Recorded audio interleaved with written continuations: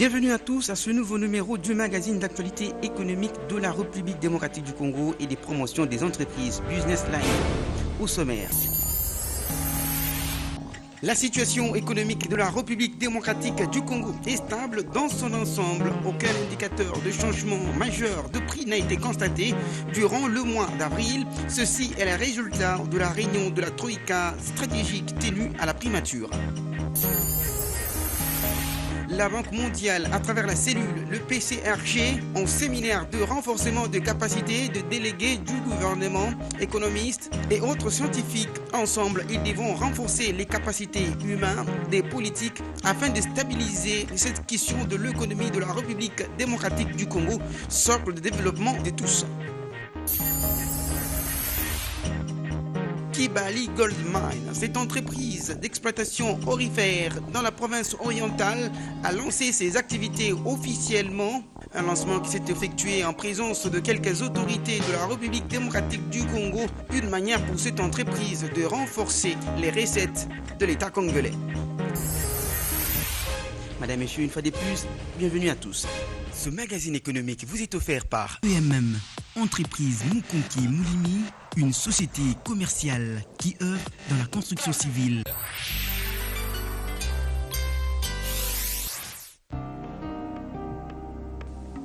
Tout d'abord, avec cette actualité de la primature, comme tout le lundi, le Premier ministre Augustin Matata Mpognon reçoit à ses côtés le ministre des Finances, Patrice Kitebiki Balmvoul, le gouverneur de la Banque centrale du Congo, Deogracias Mutombo, mais également le ministre de l'économie, Jean-Paul Nimoyato. Ensemble, ils ont revu la situation économique de la République démocratique du Congo, qui est stable dans son ensemble, tel que le dit ici le ministre des Finances, Patrice Kitebiki Balmvoul.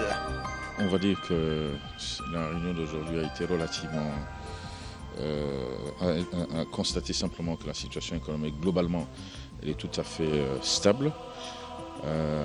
En termes de principaux indicateurs, nous n'avons pas de changement majeur et les équipes sont en train de travailler pour réestimer la croissance économique en 2014 sur la base des réalisations en termes de 4 premiers mois. Et donc les chiffres disponibles en matière de croissance sont ceux que vous connaissez déjà. Sur le front de l'inflation, on va dire que le mois d'avril a été marqué par un léger recul de l'inflation du niveau général des prix intérieurs, de sorte qu'à fin avril, exactement au 2 mai, nous avons une inflation cumulée qui se situe au niveau national à 0,538%, ce qui fait que sur cette base-là, une prolongation des tendances montre que nous pourrions avoir un taux d'inflation sur l'année qui devrait avoisiner 1,5% au niveau national et 1,3% au niveau de la ville de Kinshasa, ce qui laisse des marges assez importantes par rapport aux prévisions du programme où nous avions ciblé un taux d'inflation de 3,7%, donc il y a une situation de stabilité. Sur le taux de change également, on note que le marché est assez stable. On a enregistré même une petite appréciation du cours indicatif et une légère dépréciation du cours parallèle. Mais globalement, les choses sont, on va dire, calmes. Sur le plan des finances publiques, le mois se termine, la situation provisoire indique que nous avons un solde primaire intérieur négatif de 18,6 milliards, mais les opérations ne sont pas encore entièrement clôturées. Et pour le reste, la situation des finances publiques a été marquée par une accélération d'un certain nombre d'investissements publics qui a eu une incidence sur l'absorption des devises parce que pour la première fois, il y a un léger recul du volume global de réserves internationales qui se situe aujourd'hui à 1,8 milliard à peu près, soit une couverture de 8 semaines d'importation. Mais c'est dû véritablement à l'importance des dépenses liées au paiement de la dette extérieure, mais aussi d'un certain nombre d'investissements que nous avons faits, pas seulement dans le cadre des parcs agro-industriels, mais aussi dans le cadre du secteur de transport. Donc voilà globalement la situation telle qu'elle apparaît au terme de la période arrêtée au 2 mai. Voilà.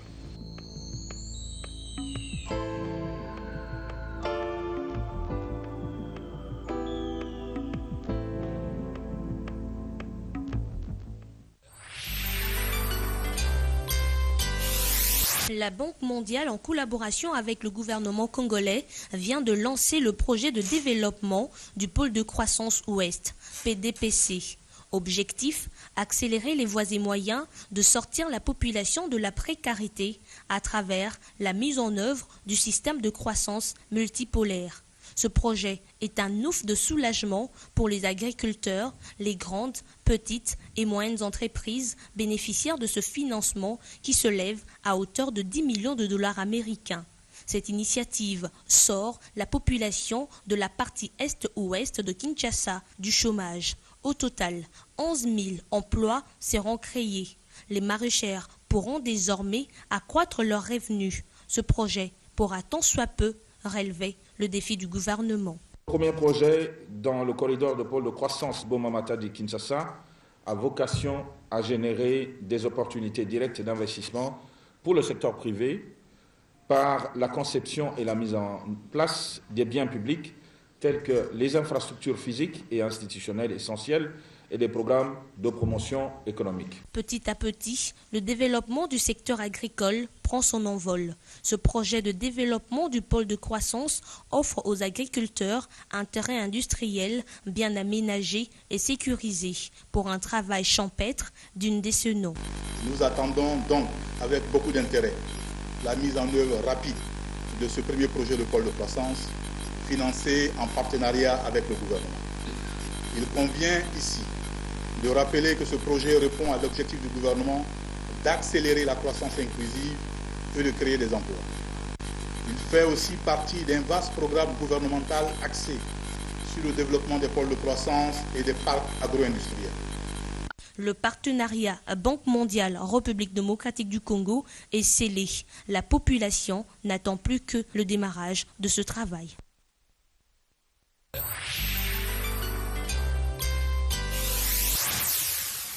La République démocratique du Congo dispose désormais d'une usine de traitement et de production de l'or de classe mondiale. L'œuvre est de l'entreprise aurifère Kibali Gold Mine. La mine est construite à Doko dans les territoires de Ouatta en province orientale. Avec un gros investissement de plus de 2 milliards de dollars américains, cette mine vient hisser la RDC au rang mondial de pays producteurs d'or. À l'occasion de l'inauguration de la mine d'or de Kibali, une cérémonie riche en couleurs a été organisée à cet effet où tout le monde était convié de toutes les couches de la population aux notables de la province. Le ministre de Mines, représentant le chef de l'État, a félicité le comité exécutif et a tenu à souligner que cette mine est le résultat de la détermination du chef de l'État d'industrialiser les secteurs miniers. Prenant la parole, le président de Rengold s'est dit fier d'avoir toujours su respecter les engagements et promet d'être un partenaire responsable. Et nous sommes tout naturellement fiers d'être associés à ce qui sera bientôt une des plus grandes mines d'or en Afrique et de ce qu'elle contribuera à la croissance économique et au développement durable de la province orientale. Car en même temps que nous construisions la mine, nous avons aussi construit le village modèle de Kokiza pour les 15 000 personnes qui vivaient sur ce site minier. Ce travail gigantesque a requis la présence d'une trentaine d'entreprises congolaises pour construire plus de 4 200 maisons, 15 écoles, 39 lieux de culte, 9 cliniques, 5 marchés, 7 terrains de football, 78 km de route et le nouveau complexe de l'église catholique. Et son souci est que les autres partenaires puissent aussi respecter leur accord. Il faudra noter que les notables de la province orientale ont apprécié à sa juste valeur cette usine et pour eux, celle-ci constitue pour d'autres investisseurs une lampe témoin pour le développement de la province. Marco Busto, le chairman de Kibali, rassure par ailleurs que Rengod et Anglo-Ashanti vont faire de la province orientale une nouvelle source de développement qui va rivaliser avec le Katanga.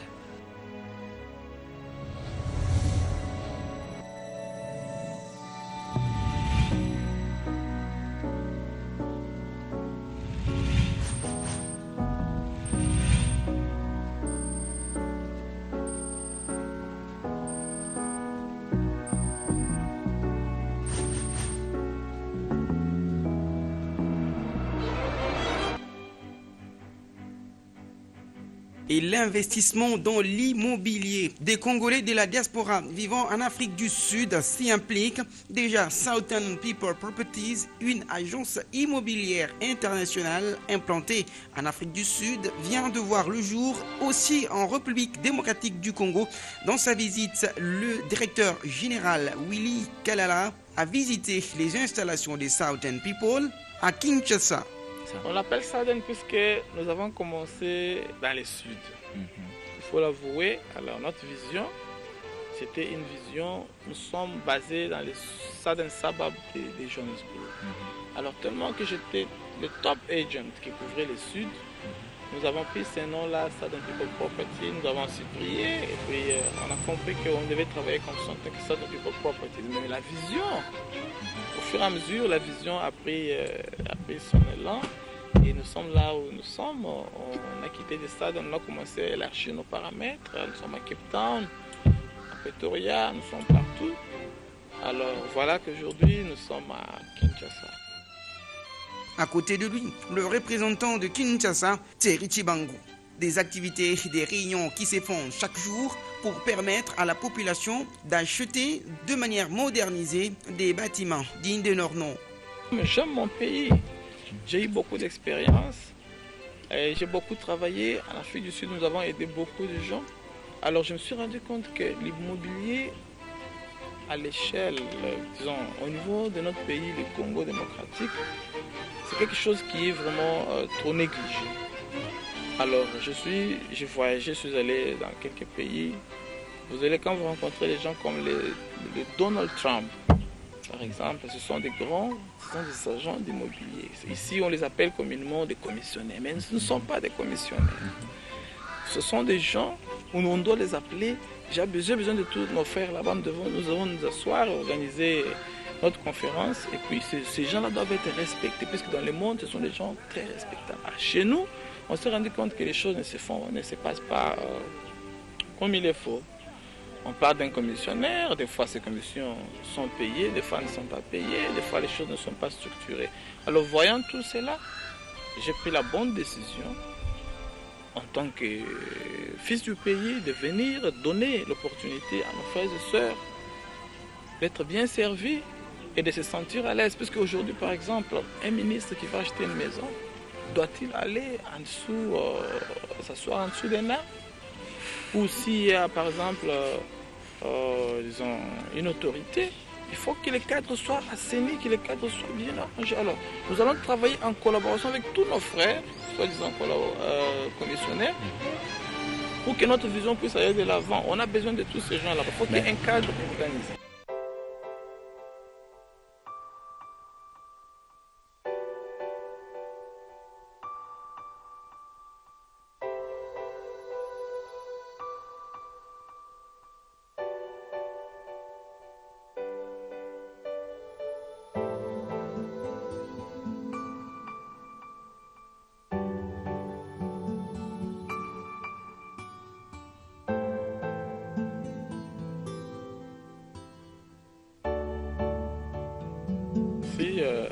Southern People Properties, nous sommes une industrie immobilière et là, nous sommes spécialisés dans la vente des maisons, l'achat des maisons. Parlant de la vente, nous vendons toutes sortes de maisons. Ça peut être une maison d'ordre industriel, par exemple une industrie.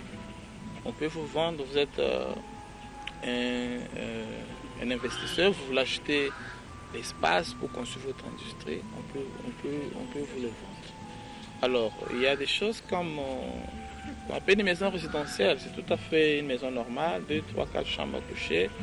Alors, ça nous vendons des terrains vides, nous pouvons vendre même des portions de terre, nous vendons.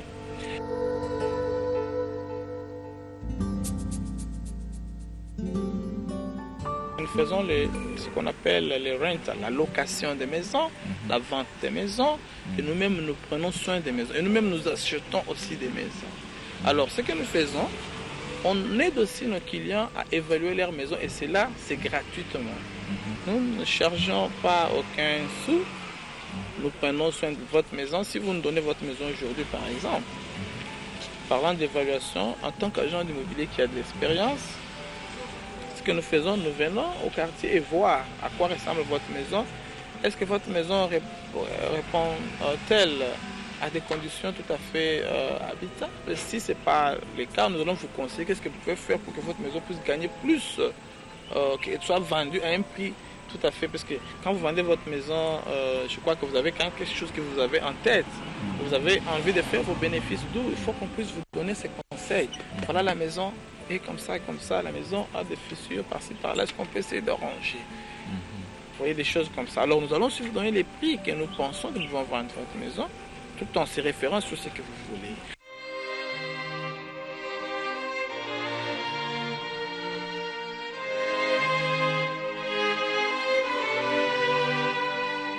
Thierry venait de le dire, si je peux ajouter, ça m'a fait très honte.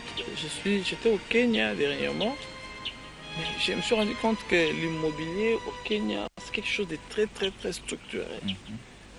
Très structuré, je vous dis, mon frère. Vous pouvez surfer ou aller à l'internet, Google, maison vendre au Kenya, maison vendre à Kinshasa, maison vendre dans tous ces petits pays. Mais quand vous venez chez nous, à partir du Jobourg, il y a des investisseurs sud-africains qui sont passés à notre office, nous ont demandé, ils ont besoin d'avoir quelques maisons à Kinshasa. Mon frère, je suis allé à l'internet pour chercher, je n'ai pas trouvé. Alors, il fallait que Southern People Properties, nous sommes la première compagnie ici à Kinshasa à créer un réseau ou un web où on pouvait contenir toutes les maisons de Kinshasa. À partir d'aujourd'hui, quelqu'un qui veut acheter une maison à Lemba par exemple, il n'a qu'à aller à l'internet. Et Google maison à Lemba et vous allez trouver tout genre de maisons que nous avons à Lemba. Si ces maisons ne sont pas sur internet, vous appelez notre office, on va essayer de vous. Mais chaque fois que vous nous donnez, c'est ça l'avantage aussi, à ce que les gens puissent nous donner leur maison qu'on puisse vendre. Parce que si vous avez une maison à vendre à Kitambo et vous nous donnez ça, on place ça sur internet. Quelqu'un qui est en Europe peut voir votre maison directement. Quelqu'un qui est aux États-Unis, comme Thierry l'a dit, peut voir votre maison. Et c'est vraiment très avantageux. Il y a des gens qui n'ont pas le temps d'aller chercher, sortir. Des gens qui sont des businessmen n'ont pas beaucoup de temps à aller dans des rues chercher, mais ils doivent se référer à une agence d'immobilier. Et cette agence-là fera l'effort aussi que les clients ne puissent pas se fatiguer quand même. Les clients viennent, ils se mettent, et puis on Google, on y trouve ce qu'ils veulent. Et le monde, c'est la rapidité compte. Alors si vous nous donnez votre maison, nous avons ici, ça ce sont nos brochures. Hein? Et ça sort presque chaque semaine avec une série de maisons. Comme vous le voyez là, là par exemple c'est la Cité du Fleuve. Nous avons eu les mandats officiels de vendre toutes ces maisons de la Cité du Fleuve. À partir de Southern People Properties, nous faisons ça, c'est tout à fait gratuit. Nous ne chargeons pas, nous ne vendons pas, ça nous coûte beaucoup d'argent, mais voilà combien nous prenons soin de votre maison et la maison de notre client si il nous donne une occasion. Ça c'est la Cité du Fleuve. Et ici, il y a une autre maison. Ce sont des immeubles à Lemba, à Bandal. Et là, c'est avec d'autres maisons d'Afrique du Sud, de Dubaï, et différents agents. Et avec notre équipe, ça c'est une maison à Santen, en Afrique du Sud. Et c'est une trop belle maison. Et donc, quand vous me donnez votre maison, nous avons ça. C'est à la portée de tous nos clients. Ne vous en faites pas si jamais vous voyez ça peut-être dans votre office ou quelque part dans les milieux publics. À part cela, nous avons ce magazine. Ça c'est un grand magazine et ça coûte extrêmement cher et c'est très beau à voir. Là il y a ça dans People Properties et tous nos agents d'Afrique du Sud et des Congo et de partout. Et quand vous ouvrez ce magazine, on vous donne la possibilité de vous acquérir de la connaissance de n'importe quelle maison que vous voulez prendre. Et les prix et les conditions. On vous indique bien sur ce magazine que cette maison que vous achetez, c'est une maison qui a 3, 4 chambres ou 2 chambres et puis on vous donne les prix. Parce que, évidemment, avant d'acheter quelque chose, vous devez connaître votre produit. Avant même de consommer votre produit, vous devez bien les connaître. Alors, les maisons seront display ici. Chacun vient et c'est à la portée de tout le monde. Et donc, ce jour-là, vous pouvez dormir avec ça chez vous et puis vous pouvez faire votre choix très calmement. Et à part cela, et ça sort selon les conditions. Ça, je crois que c'est mars, c'est mars, c'est avril, il y en a tout plein. Et puis, nous avons aussi nos flyers ici. Nos flyers, on est en train de distribuer ça à tout le monde. Sur les flyers, il y a évidemment nos adresses internet, tous nos détails, Vous pouvez entrer sur nos emails, sur notre web et voir ce qui se passe. Et c'est un peu ça. Le matériel est vraiment grand et il est tout beau. Et nous en avons en quantité industrielle.